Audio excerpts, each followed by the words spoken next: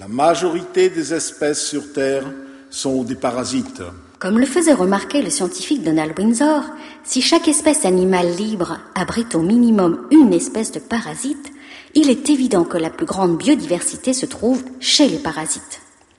En milieu corallien, les poissons s'entraident comme sur ces images où l'on voit des poissons nettoyeurs en pleine opération de déparasitage. C'est une véritable station de nettoyage.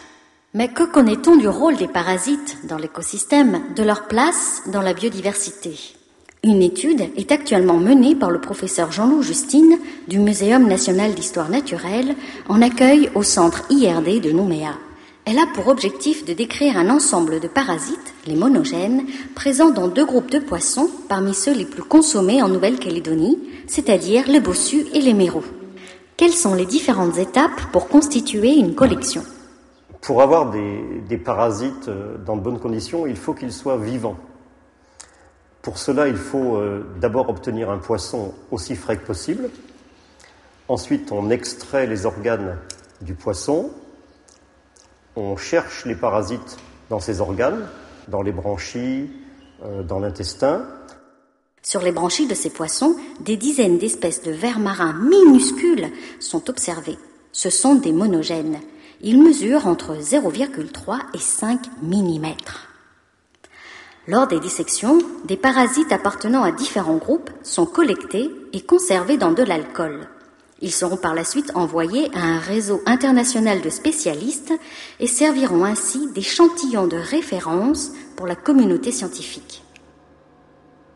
Donc la dernière étape de la mise en collection, c'est de préparer des lames microscopiques.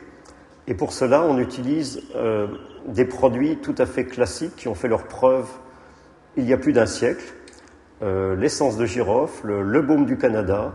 Et on sait grâce à cela que les lames que nous fabriquons maintenant pourront être utilisées dans un siècle ou même davantage. Alors, la consommation de poissons porteurs de parasites est-elle dangereuse pour l'homme ? Ces parasites ne peuvent pas être dangereux pour l'homme. Pour une raison importante, c'est que les parasites présentent une spécificité. Ils ne sont capables de vivre que sur un seul hôte, souvent sur une seule espèce de poisson. Et aucune des espèces de parasites de poissons répertoriées en Nouvelle-Calédonie n'est capable d'infester l'homme. Et les poissons, comment vivent-ils avec des dizaines d'espèces de parasites sur leurs organes ? Cela peut paraître inquiétant pour la santé du poisson de voir qu'il y a plusieurs dizaines d'espèces de parasites sur un seul poisson. En réalité, dans les conditions naturelles, chacune de ces espèces n'est représentée que par quelques individus.